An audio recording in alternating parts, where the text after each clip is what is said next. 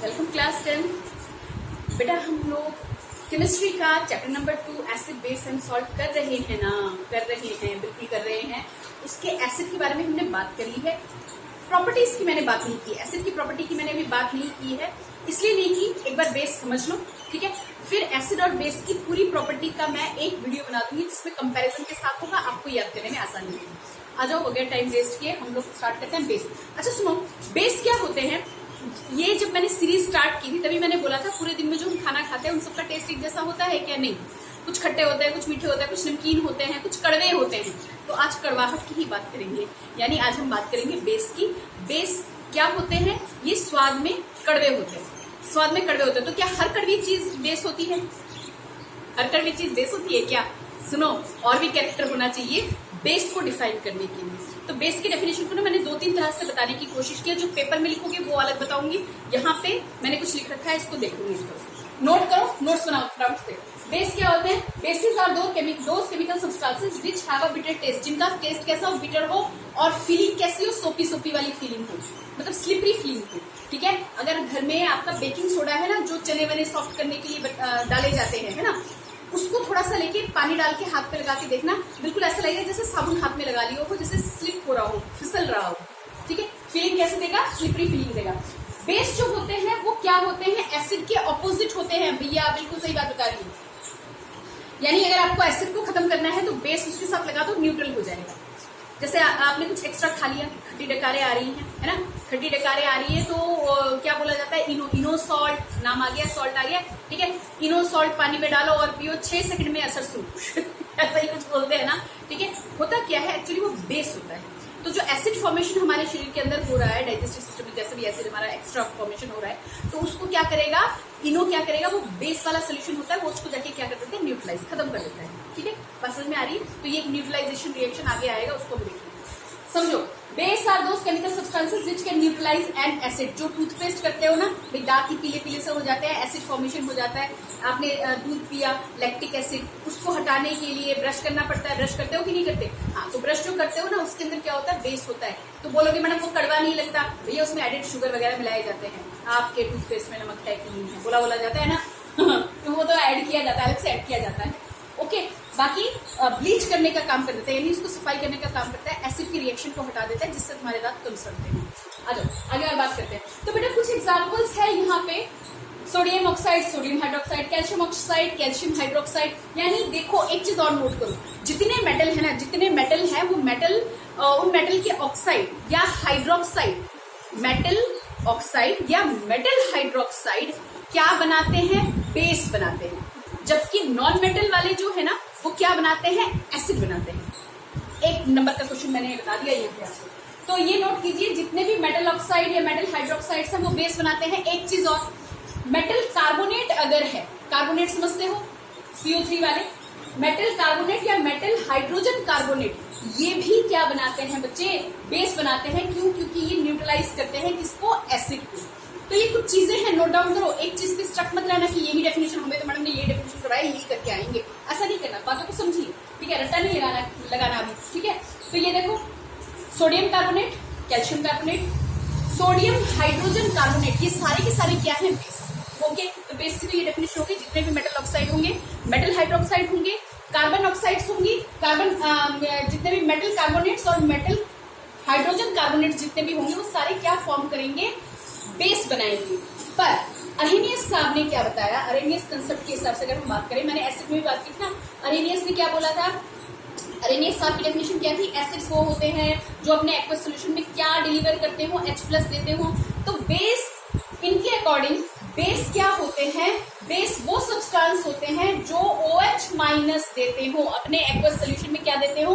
OH- देते हो। याद रखिएगा, सारे के सारे बेस ना वाटर में डिसॉल्व नहीं होते, और जो घुल जाते हैं उनको हम बोलते हैं एल्केली, ALKALI, एल्केली, ठीक है। वो एल्केली सोल्यूशन होगा, मैं बता दूंगी उसके बारे में। सारे बेस वाटर में मतलब घुलते नहीं है, कुछ बेस घुलते हैं, ठीक है।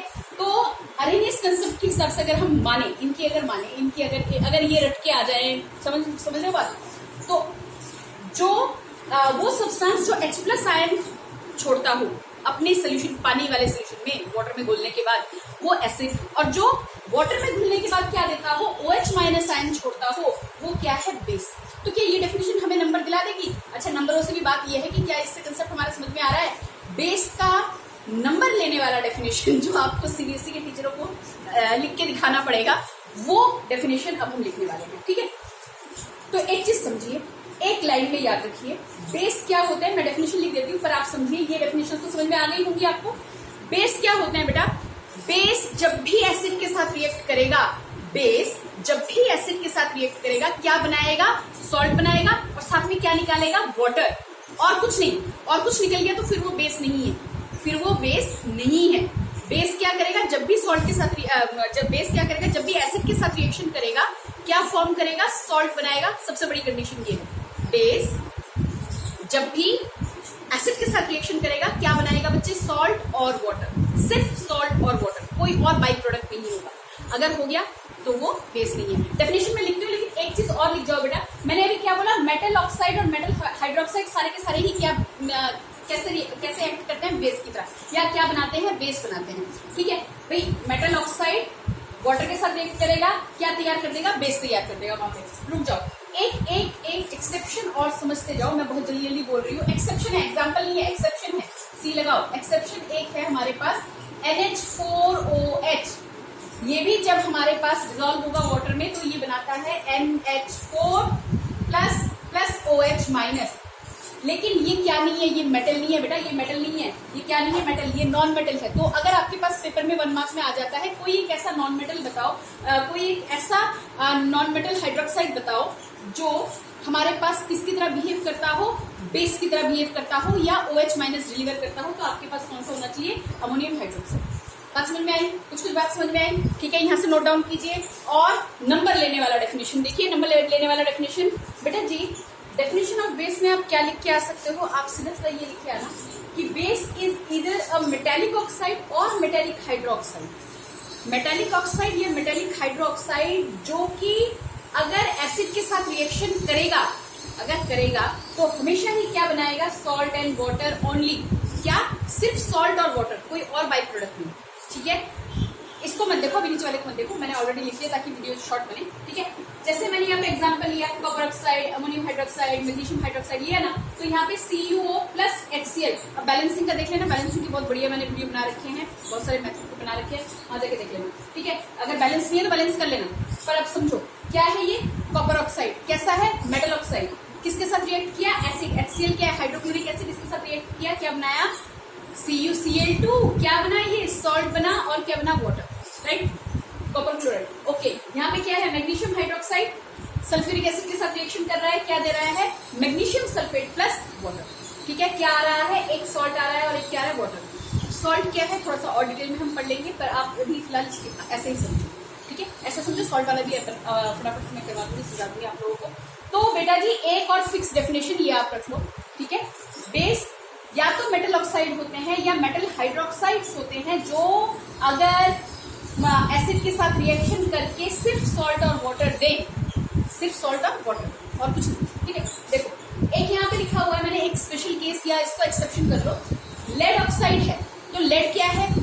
मेटेलिक ऑक्साइड दे रहा है। ठीक है, अब ये जब हाइड्रोक्लोरिक एसिड के साथ रिएक्शन कर रहा है तो क्या बना रहा है? लेड क्लोराइड बना रहा है, वाटर बना रहा है, Cl2 बना रहा है। राइट, यहाँ तक तो बात थी। लेकिन क्या दे दिया? Cl2 दे दिया साथ में, तो ये नहीं होगा ना बाबा, ये हमारा क्या नहीं होगा? ये हमारा बेस नहीं ना होगा। ठीक है, ये हमारा क्या नहीं होगा? बेस नहीं होगा। तो क्वेश्चन आ सकता है कि मेटेलिक, एक ऐसा मेटेलिक ऑक्साइड जो एसिड के साथ रिएक्शन करने के बाद क्या ना फॉर्म करता हो, क्या क्या क्या मतलब ये रिएक्ट करता है हाइड्रोक्लोरिक एसिड के साथ रिएक्शन कर रहा है, लेकिन क्या नहीं है? क्या नहीं है? बेस नहीं है। मतलब क्वेश्चन का मतलब समझ रहे हो ना, ऐसा क्वेश्चन आ सकता है। ठीक है, तो आप उसकी जगह पे एग्जाम्पल क्या लिखोगे? ये वाला एग्जाम्पल याद करो, इसको किसी भी तरीके से क्वेश्चन में पूछा जा सकता है। एक्सेप्शन। ओके बेटा जी, यहाँ तक कर लेंगे, यहाँ तक समझ लीजिए। फिर कल हम करते हैं बेस का, और अच्छा न्यूट्रलाइजेशन ऑफ ये भी रह गया आपका, वो भी करवा दीजिए। ओके बेटा, बाय।